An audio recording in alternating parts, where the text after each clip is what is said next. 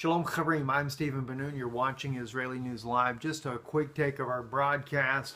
Good friend Sister Rosa had sent us a message about Chinese companies actually closing shop up in North Korea. Didn't have much more information, but I began to do a little research in the Chinese language.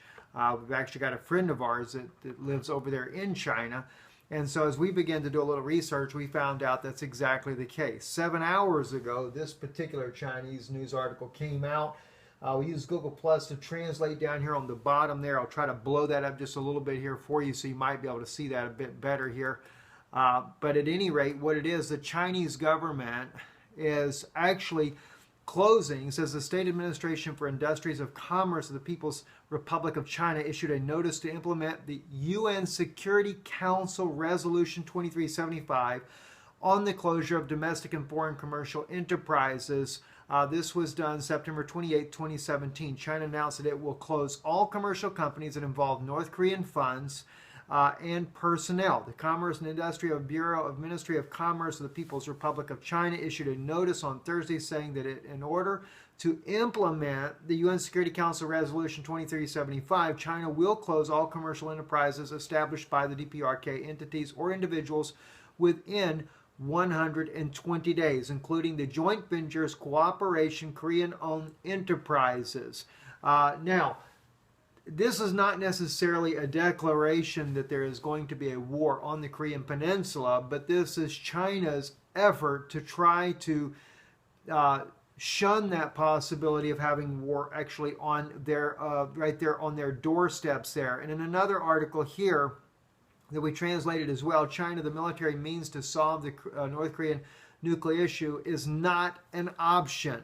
China still maintaining this posture. That was yesterday on the 27th when China stated this here. The Chinese Foreign Ministry spokesman Lu Kang today said the North Korean nuclear issue should be resolved through dialogue. Military means is not an option. China is still holding this.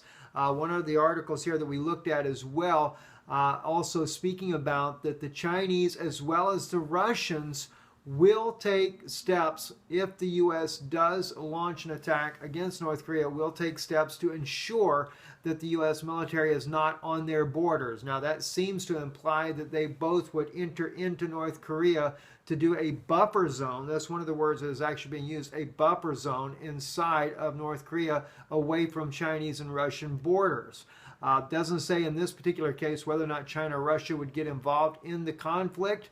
As we stated before, Russia seems to indicate as long as weapons of mass destruction are not used, they may refrain from this, but still we have no word as to whether or not China will. They are still calling for dialogue and not the military option. And by their latest actions, closing the companies doing business with North Korea, this may be that final stand with North Korea that China is trying to let them know, look, we've done all we can do, but if the U.S. then comes in, maybe it will involve China as well. Another article in the Russian language, very concerning here. The Russians say that the North Koreans are not even aware at times when the U.S. bombers are actually on their border.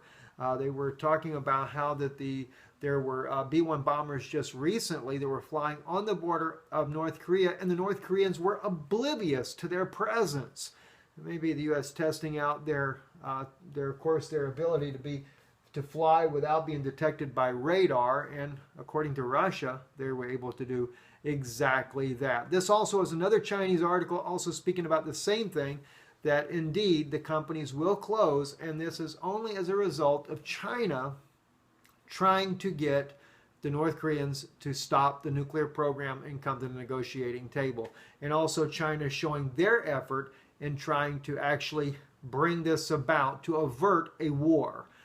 So it doesn't look like that it means that there's definitely a war inevitable within the next 120 days, but it is China doing their part, and we'll just have to see how that goes. I'm Stephen Ben-Nun. You're watching Israeli News Live. Erev Tov.